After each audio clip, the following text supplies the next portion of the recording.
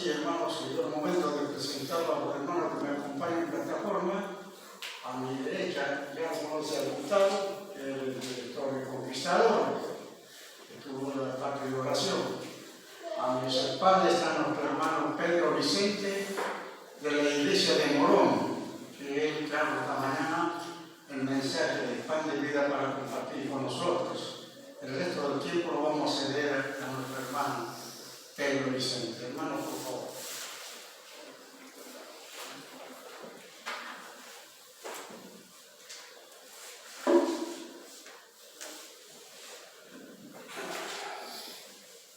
Muy feliz sábado, hermanos. Agradecer a Dios por estar esta mañana con ustedes. Esta mañana el Señor me dio un tema muy difícil y a través de la semana y a través del estudio, cuando estudiaba el tema que iba a traer hoy, no siempre me preocupo yo de un tema específico, de decir voy a dar esto porque no es así. Uno cuando estudia debe dejar que el Espíritu Santo nos guíe. Y cuando el Señor me dio el tema, me puse a investigar más, a estudiar más, y me negaba el tema y preguntaba con qué autoridad uno puede hablar de ciertos temas, ¿no? Y la verdad que esto para que lo tengamos todos en cuenta cuando hablamos de la palabra de Dios, más allá de los temas que podamos expresar y dar como pan de vida, la única autoridad es la Biblia. Cuando el predicador habla con la palabra de Dios, esa autoridad. Por eso el tema que hoy traigo es sobre el pecado. Y le decía, ¿cómo voy a hablar yo si soy pecador? ¿No?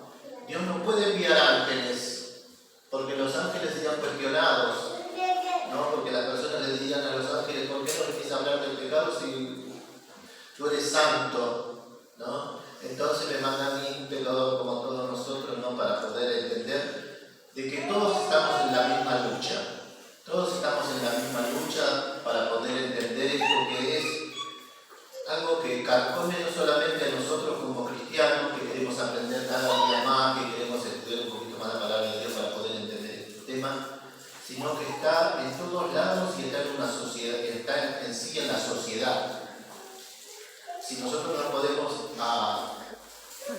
un poco a reflexionar, vemos que el pecado está desde el principio en la palabra de Dios y es hasta el final también, ¿no? Como Dios va a sacar el pecado justamente en el tiempo final, cuando Él vuelve su vida, ¿no? No contra los pecadores, sino contra el pecado, porque Él sabe que es lo único que nos separa de Él. Y vamos a reflexionar y vamos a orar. Padre Santo, gracias Señor te doy por estar esta mañana con mis hermanos. Pido que tu Espíritu, Señor, obre en los corazones de cada uno, Señor. Cada uno hemos venido con problemas, con dificultades, que hoy podamos despejar la mente de todas esas cosas para concentrarnos en lo que tú nos quieres decir. En lo que tú nos quieres decir esta mañana, Señor. Tal vez nos quieres señalar algún error, tal vez nos quieres señalar nuestra tibieza, nuestra frialdad, o nos quieres reafirmar en tu palabra, Señor.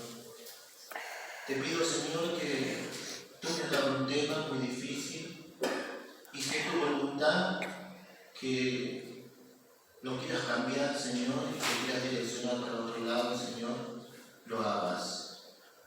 Todos queremos escuchar tu voz esta mañana, Señor, esa voz de amor, Señor, que un día nos llamó para salvación, porque éramos pecadores y estábamos sumergidos en el pecado, pero tú nos mostraste, Señor, nuestro error. Gracias, Señor, en el nombre de Jesús, te damos las gracias. Amén. Amén. Vamos a abrir la palabra de Dios en Romanos 1:18.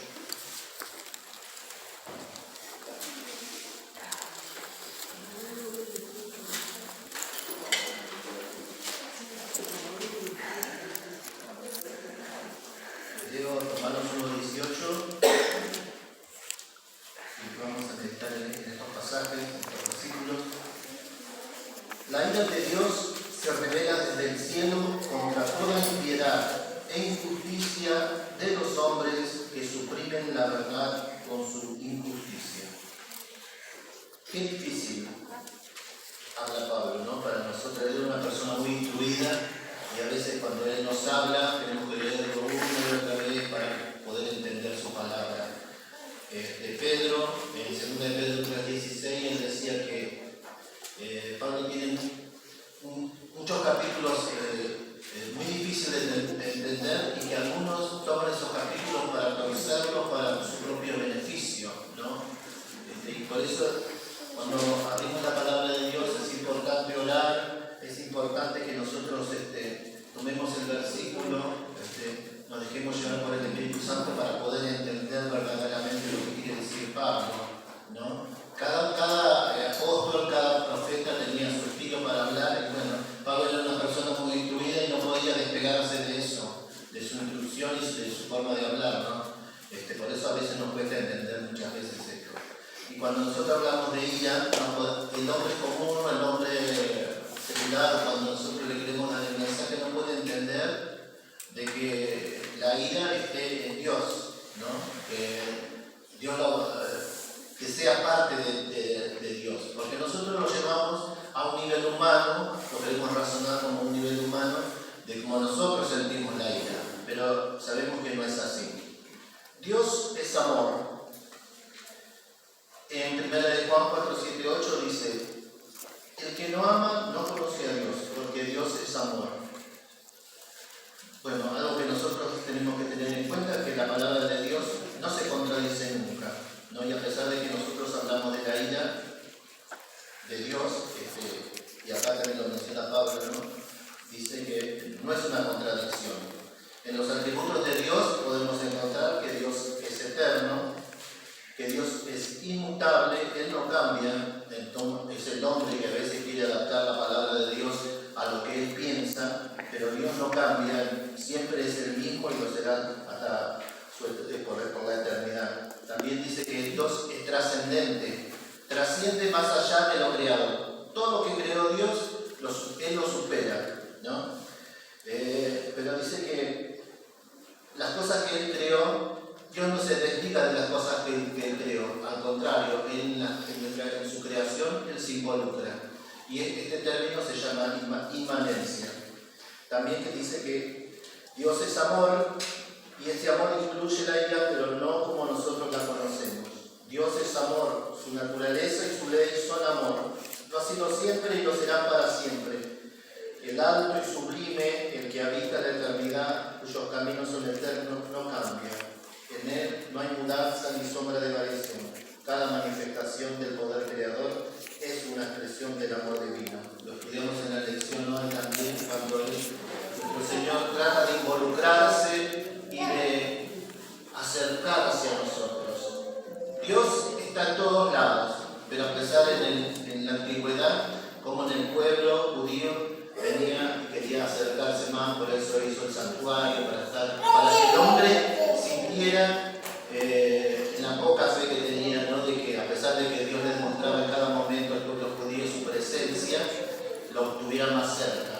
En ese sentido, para que el hombre pudiera ver y sentir la presencia de Dios, a pesar de que nosotros sabemos que está en Dios en todos lados, Dios quería hacerse notar por medio del santuario y decirle: yo estoy más cerca de ustedes, estoy siempre con ustedes, ¿no? Por eso el hermano hablaba hoy de que él se ponía incluso el santuario en el centro, justamente para que Dios también sea el centro, no solamente el centro del pueblo, sino el centro de sus vidas.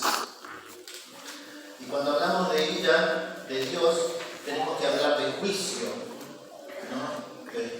Pero sabemos, como decíamos, que Dios es amor, y siempre a lo largo de la historia de la Biblia, siempre Dios, cuando hizo juicio sobre su pueblo, siempre mandó. Tenía un remanente, o mandaba a un profeta para que le predicara al pueblo, para que le hiciera recapacitar, para que volviera atrás, para que pudiera entender su pecado, ¿no? Y es eso lo que hoy hace con nosotros también. Nosotros somos el remanente del tiempo final y nosotros tenemos que dar el mensaje en este tiempo. Y cuando nosotros recordamos, hubo dos hechos trascendentales en la historia. Uno fue el diluvio, que fue cuando desató su ira a nivel universal, ¿no? Que toda la humanidad sufrió. y hay otro que es el de Sodoma y Gomorra, que fue algo más pequeño, ¿no? Pero cuando nosotros vemos y leemos sobre el diluvio, la palabra de Dios nos dice que la maldad era demasiado, que todos los días la mente de las personas iba de continuo al mal, ¿no? Y a mí cuando lo leía me daba un poco de esperanza, porque muchas veces nos dicen que nosotros como sociedad o como personas estamos muy cerca de lo que lo que fue los antediluvianos, ¿no? Pero todavía nos falta, porque podemos dar el mensaje. Todavía, a pesar de que vemos determinadas cosas en la sociedad, vemos mucha maldad, mucha violencia, todavía hay esperanza y hay personas que nos pueden aceptar el mensaje, pero cuando la palabra de Dios nombra a los antediluvianos, Él dice que era demasiada la maldad. Imagínense personas que se levantaban justamente para hacer maldad, para pensar en su propio provecho. Y a pesar de, como decía, a pesar de que estamos viviendo en una sociedad terrible, todavía hay esperanza de que nosotros nos puedan recibir el mensaje, ¿no? Cuando la hermana también hablaba de que ella va y le comunica el mensaje, muchos lo niegan y nos hacen sentir mal, ¿no? Posponen el llamado de Dios. Y nosotros hoy, que somos espirituales, podemos entender qué es el pecado. ¿Qué es el pecado que ellos hacen que niegue a Dios? Se aferran a las cosas del mundo y por eso tenemos que entenderlo. Ahora que sois espirituales, la palabra de Dios nos dice, debemos entender, porque en un día anterior nosotros también anduvimos en ese camino y cuántas veces nos negamos a Dios y no quisimos acercarnos. Alabado sea Dios porque un día lo aceptamos, pudimos ver nuestro pecado, ¿no?